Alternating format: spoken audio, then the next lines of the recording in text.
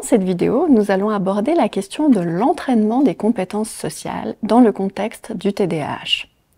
Comme on l'a vu dans l'un des modules précédents, les compétences sociales sont souvent altérées chez les personnes avec un TDAH et nous avons également vu que certaines approches psychothérapeutiques peuvent être employées pour renforcer en fait le fonctionnement social des personnes avec un TDAH.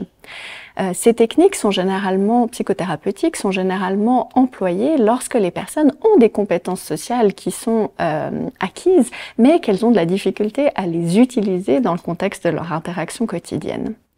Parfois, toutefois, on se rend compte que les compétences sociales de base ne sont pas forcément toujours bien acquises chez les personnes avec TDAH et qu'il va donc être nécessaire de pouvoir les enseigner et de pouvoir développer ces compétences sociales.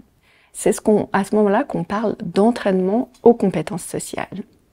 À ce moment-là, on va chercher à développer un certain nombre d'habiletés, comme le fait de percevoir et d'interpréter des signaux sociaux de manière efficace. On va aussi pouvoir travailler sur des compétences qui sont typiquement altérées dans le contexte du TDAH, comme le tour de rôle, ou le fait de pouvoir attendre son tour avant de pouvoir continuer dans un jeu, par exemple. On va également chercher à améliorer le contrôle émotionnel en situation sociale, ou la résolution de problèmes sociaux, ou encore le fait de chercher à renforcer finalement positivement les comportements qui sont socialement adaptés.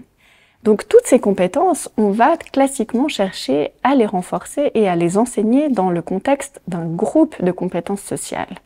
Pourquoi le groupe ? Eh bien, parce que le groupe permet vraiment de pouvoir simuler des interactions sociales de la vie réelle, puisqu'on est plusieurs à pouvoir se mettre en scène et à pouvoir jouer ces situations sociales.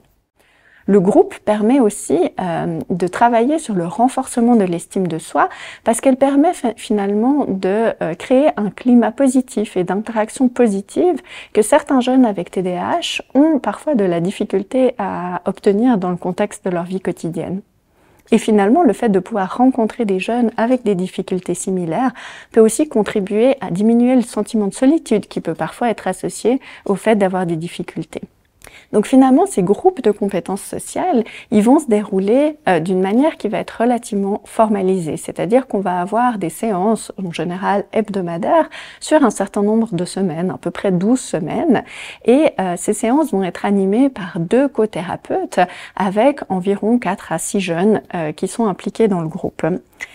En général, ce qu'on va aussi faire, c'est impliquer les parents dans ces groupes de compétences sociales à quelques moments clés de l'intervention pour pouvoir aussi les informer des sujets qui vont être traités pendant ces groupes afin de faciliter vraiment le transfert et la généralisation des acquis à la vie quotidienne.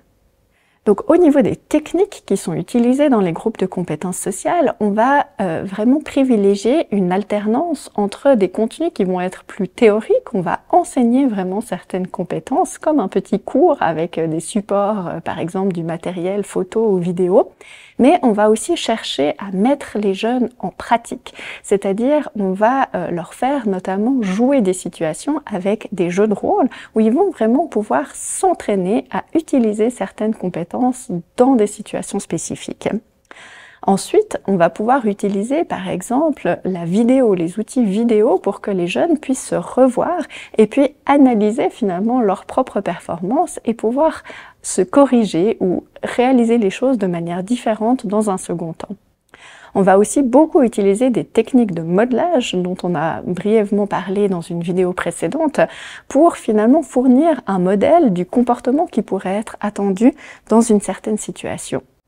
Et finalement, on va toujours chercher à utiliser aussi le raisonnement des jeunes pour améliorer leurs compétences. C'est-à-dire qu'on ne va pas nécessairement donner aux jeunes la bonne solution ou la bonne approche, mais on va les amener à raisonner sur une situation en utilisant ce qu'on appelle le questionnement socratique.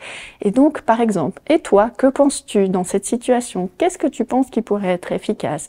Ou comment penses-tu que l'autre s'est senti dans cette situation? Vraiment pour les amener à raisonner. On va vraiment aussi utiliser beaucoup de techniques de renforcement positif des comportements qui ont été adaptés dans le contexte du groupe, tout en cherchant à ne pas renforcer évidemment les comportements qui n'étaient pas toujours adéquats. Une des choses qui va être importante pour conduire des groupes de compétences sociales va être de pouvoir vraiment utiliser des techniques de gestion de groupe, sinon l'expérience peut vite devenir négative. En particulier, on va vraiment chercher à utiliser des règles de groupe qui vont être très claires et très consistantes au cours des séances pour que le contexte du groupe soit tout à fait clair pour les jeunes. On va utiliser aussi beaucoup de techniques de renforcement positif. Par exemple, avec des enfants, on peut utiliser des techniques comme les économies de jetons pour augmenter la motivation des jeunes au sein du groupe. En particulier, on va chercher à utiliser plutôt des techniques de renforcement groupal plutôt qu'individuel, puisqu'on sait qu'un des challenges dans le TDAH va être de pouvoir prendre en compte aussi l'ensemble des individus au sein d'un groupe. Mais finalement, que peut-on dire de l'efficacité de ces groupes de compétences sociales dans le contexte du TDAH ? Il faut dire que la qualité des évidences ou des preuves scientifiques dans ce domaine reste relativement limitée. Mais les études qui ont été conduites montrent en général une relative efficacité, mais avec une faible généralisation des compétences acquises dans le contexte de la vie quotidienne.